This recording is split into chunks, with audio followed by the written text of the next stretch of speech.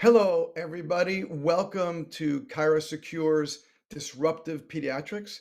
First off, as always, I want to thank ChiroSecure for having us, for having all these great pediatric speakers on for you guys. It really shows to me the good intent of ChiroSecure and where they're headed and their subluxation-based concepts. Um, what we're going to talk about today is something sort of different, something you didn't really think about before. And the title of it is called de-evolution. And a lot of people may say, de-evolution, what does that mean? We know about evolution, Darwin, but we're going to talk about something a little different called de-evolution. So let's go to the slides, please. And what we're going to talk about today is really to try to understand where we are in our planet right now. Charles Darwin, years ago, back in the 1800s, everybody talks about survival of the fittest, but that really is a misnomer. That isn't exactly what he said. What he actually said in his major work was, in the struggle for survival, the fittest went out at the expense of their rivals, listen, because they succeed in adapting themselves best to their environment. So survival of the fittest is kind of like chopping it down to like a little sentence where really it means the most adaptable to change. It's really about, can you adapt? It's not about the fittest or the strongest, right? It's really about the most adaptable. And when we keep on talking about what's happening with humanity these days, first thousands of years ago there was the agricultural revolution. That's when we figured out how to start farming, and that's when cities started forming, because now instead of being nomadic and hunter-gatherers, now we can actually stay in one spot and reap the rewards of the agriculture. And then came the Industrial Revolution, in the 1800s, starting in England, then the United States. And that produced crazy amounts of stuff that we're dealing with today. And then came the Information Revolution, which started in the 1960s with the advent of computers, and now it's just been skyrocketing with the cell phones and the iPads and all those kind of things. But if you look at the trajectory of this, the trajectory is going up, as if we're going up here, and this is where we were here, and this is where we are in industrial, and this is where we are now in industrial information revolution. So we're going up. I want to suggest to you something, and this isn't just my crazy brainchild. This has been suggested in other writers, and I'll show you as we go on. I don't know if we're really evolving now. I wonder if we're actually doing a bit of de-evolution. I wonder if, instead of like we keep on thinking we're just like humanity is just improving with the information revolution, I think we may actually be de-evolving a little bit in the last like 10, 20, 30 years. And why would I think that? I think because of this, what they call out there, pervasive technology. So in other words, yes, there's definitely been some benefit to having cell phones and instant connection and text and TikTok and all that kind of stuff. There's certainly some benefits to it. But I have a really big concern, and this just came out last week. I don't know if you ever read the book Sapiens by Harari, but he actually wrote a guest editor in the Economics magazine last week. And he talked about AI and this whole chat GPT thing. And he said he's really concerned about what's going on, because as technology improves and this AI improves, maybe it's not going to produce the best result that we think it is. Maybe we should have started to sort of hone in and put laws and restrictions on this stuff first. And we haven't done that. So that's why so much stuff is so out there now in this pervasive technology, because we never really reeled it in, to begin with. Because look at this, just as an example, like this is what family dinners look like now. Everybody's, on their phone. This is what concerts look like. Taylor Swift just came through Atlanta, and everybody, now I didn't go, but everybody's showing me videos. Everybody's bringing in videos over the last couple of days, and they're showing me videos. And in the videos, you see other people so instead of actually being there and enjoying the concert of Taylor Swift and her brilliance, people are spending a lot of their time looking at the cell phone and making sure they're videotaping it right? How do we used to wait? I was thinking about that the other day. In our we have an open adjusting area, and in our adjusting area, I used to have magazines, and I stopped subscribing to these magazines because nobody looks at them anymore. Everybody's on their phones, including the kids. Everybody's just sitting on their phones and just looking at this picture. This is what it looks like in an airport. Thousands and thousands of people waiting, and 99% of them are on their cell phones.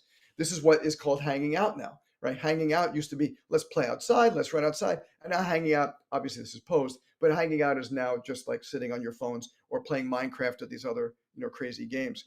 Even breastfeeding, right? You're supposed to be with your child, right? But we're so busy now. We need to respond to those texts and respond to those Facebook pings. We need to respond so quickly that we're stuck, like stuck into these. And once again, I love my phone. My cell phone is my best friend, but is also sort of an enemy, because how many hours do we work on this stuff a day that we're sitting on cell phones and iPads, etc. Back in the 1980s, right? If you said, let's go outside, let's play, you said to your friend, let's play, then you're on bikes, right? You were running around, you were playing all kinds of things with sticks and twigs and, that kind of stuff. And now they say, let's play. What that really means is, let's go on Minecraft, let's play Pokemon Go, and let's sit all on our cell phones. And that's playing. So now kids are before, we used to use our bodies and our brains. We used to produce dopamine and serotonin because of our use of our bodies and our brains. Now we're not using our bodies. We're just using our brains. The only thing that's moving is our eyes and maybe our fingers, Now, Tony Robbins is one of my favorite public speakers and motivational speakers. He said a really cool concept years and years and years ago, and he says it all the time now. Motion creates emotion. So I'm wondering if so much of the hostility that we're seeing these days, especially in the United States with all the crazy stuff that's happening in the United States, maybe it's because we're not moving that much. Maybe it's because we're spending so much of our time on these devices that we're forgetting that motion creates emotion. And then someone years ago, a brilliant dude, Albert Einstein, said, nothing happens until something moves. And this is really important, especially like I take care of a lot of children on the spectrum, and a lot of them are just being fed cell phones and iPads in order to interact with the world. And they just watch videos, but they need to move. And we find that when we adjust them, right, that is a movement, right? And when we give them neurological exercises, that's a movement. These kids start coming alive and they start become less reliant on their cell phones. So the concept that I'm saying is, what if our brains are not being fed? If that's what's really happening here, what if our brains are not being fed? What if all the cell phones and the iPads and Netflix and the Hulus and all that kind of stuff, what happens if that is now our dopamine? Right? That scrolling on Facebook or scrolling on TikTok and seeing that little bit, that's our little dopamine rush instead of running around outside or working out, etc. What about the chemically processed food that we eat, the Monsanto-based food that we eat all the time? What about the air that's out there now that is poisoned with, God knows what kind of chemicals and elements, etc. And we're actually lacking, right? We're actually lacking food, good food. We're eating, right? We might be nourished, well nourished, but we're malnourished in what we really need. We might be able to breathe air and drink water, but are we actually depleted because there's really not enough nutrients in those things? So does this create, in my brain, my thought, does this create a constant sense of starving? Or our bodies constantly in starvation mode? And do we use the cell phones and the iPads and the chips and dip and the candy bars and all that kind of stuff? Are we using that to fill ourselves? But we're not getting properly filled. We're not getting properly fed. So my thought process, and others I'll show you shortly, is an increase in this pervasive technology plus a decrease in a human brain being fed, maybe making our humanity de-evolving. Are we turning off our ability to be human? Are we looking at these two examples of two different memes I found on the internet? Are we truly de-evolving? And this is an interesting thing. And this is Harari, I was talking about before, the Sapiens book. This is a thought process that comes from Juan Henriquez, who is another author, which I'll talk about in a moment. And he said, is there another species evolving alongside Homo sapiens? For millennia, way back that hundreds and thousands of years ago, there were 6 different species of Homo sapiens, or we should say, human beings on the planet. There was Homo erectus and Homo heidelbergus and Homo rhodophoros and a bunch of these other things I can't read because they're too small.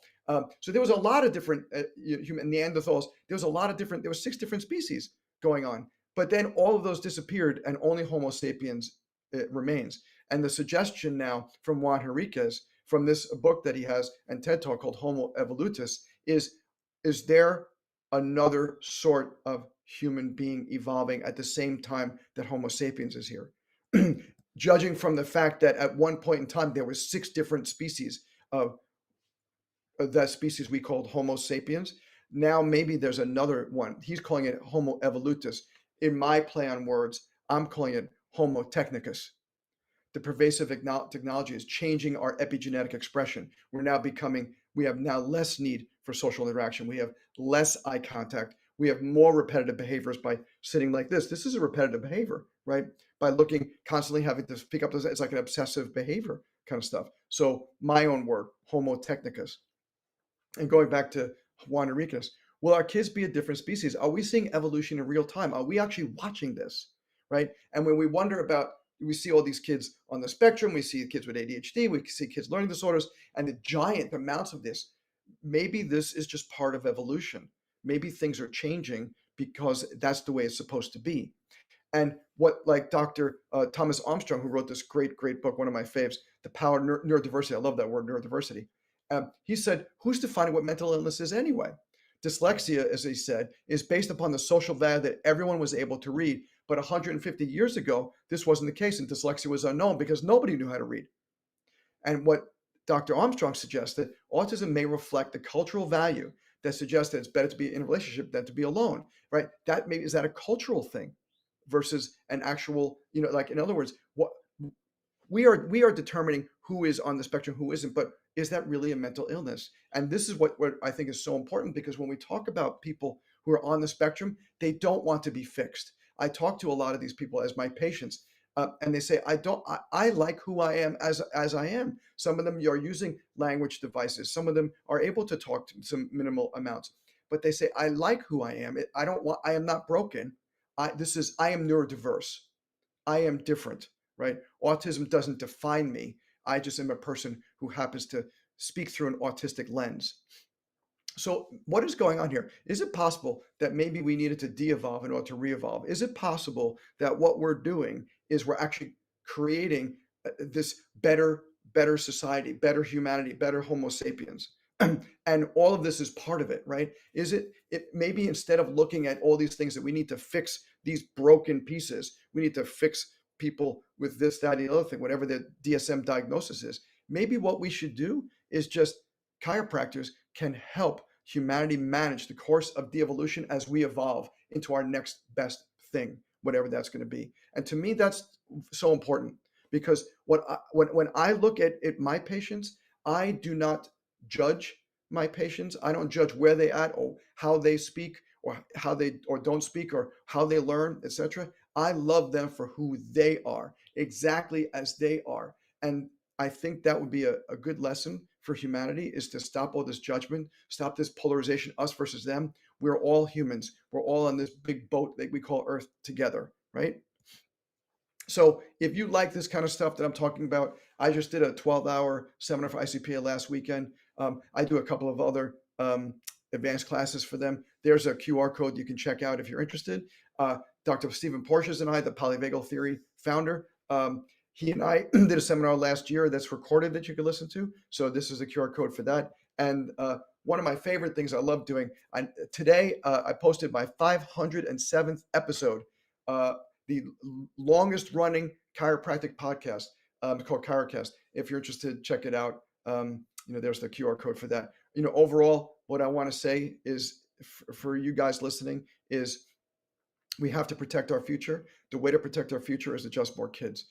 Our kids need chiropractic care. The pregnant mamas need more chiropractic care. The more we can get chiropractic care out there, the better it is for them. Let's lose the slide here. The more that we can explain to our patients that their brain is the key thing. It's that we had someone come in yesterday. I said, it's not about the pain, it's about the brain. We're trying to make sure, he was like, I don't see how you're going to help my child on the spectrum. I said, it's about reconnecting.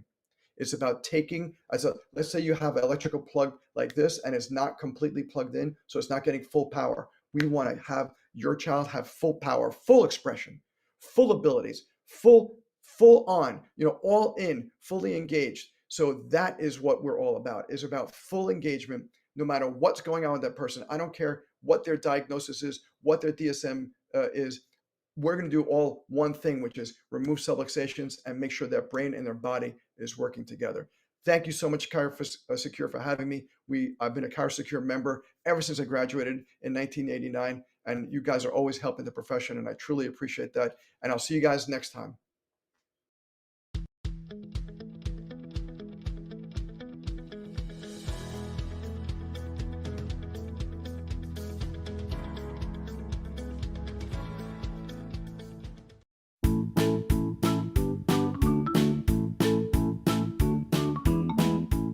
Today's pediatrics show, Look to the Children, was brought to you by ChiroSecure.